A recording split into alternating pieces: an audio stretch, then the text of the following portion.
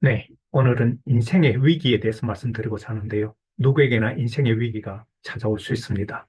그럴 때 어떻게 돌파구를 찾아낼 수 있을지 정말 그 문제에 대해서 한번 깊이 생각해 볼 필요가 있을 것 같습니다. 언젠가는 누구에게나 위기는 올 수 있습니다. 어떤 권력가도 또 부자도 미인도 인생의 위기 속에서 그 역경을 이기지 못하고 자살로 생을 마감한 사람들이 주변에 많이 있습니다.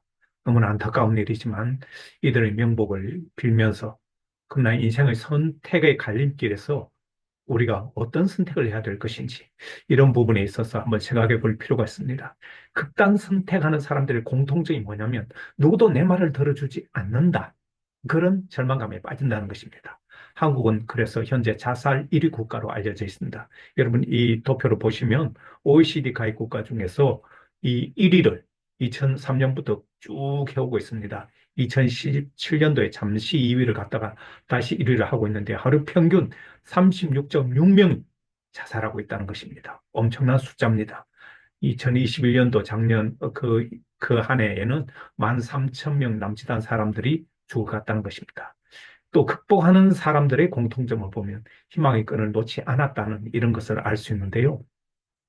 이 인생의 선택의 갈림길에서 우리 사회가 너무나 집단 우울증, 이 집단 분노, 이런 집단 좌절감을 느껴서 과잉 경쟁 시대에 너무 많은 사람들이 죽어가고 있어서 여기에 대해서 특단의 대책이 나와야 된다고 봅니다. 그렇지만 지금은 그런 상황이 지금 되지 못하고 있고요. 가족과 사회에 이 자살은 너무나 큰 후유증을 남기고 있습니다. 심리적 고통으로 평생 괴로움 속에서 남은 가족이 살아가야 되고요. 그리고 죄책감 때문에 가족도 또 극단 선택을 하도록 그런 연쇄적인 일들이 종종 벌어졌죠. 건강한 가족과 건강한 사회를 만들기가 굉장히 어려워집니다. 또 가정적으로 보면 이혼이나 별거로 사실상 가정이 파괴되는 그런 경우도 종종 있습니다.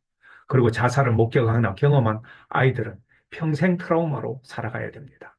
이 코로나 상황에서는 이 극단적 선택한 사람이 상반기에만, 그러니까 1년에 3,600명 죽는데 이 상반기에만 7,000명 죽는 그런 일들도 이 통계 수치로 나오지만 한 가정으로 봐서는 엄청난 일들이 벌어지고 있는 것입니다.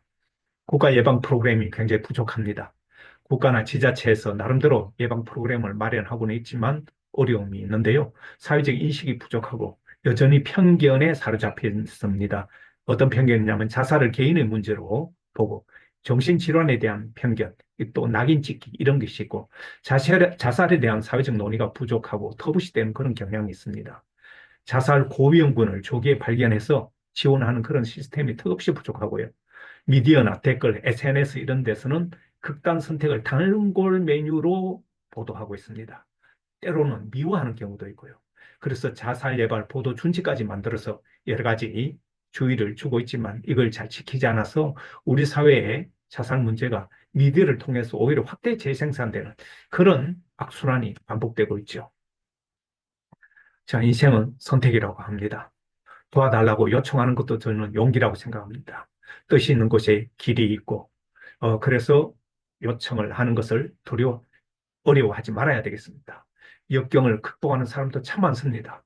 유연성, 두려움에 맞서는 용기의 일을 갖고 있다는 것이 공통적으로 드러났습니다.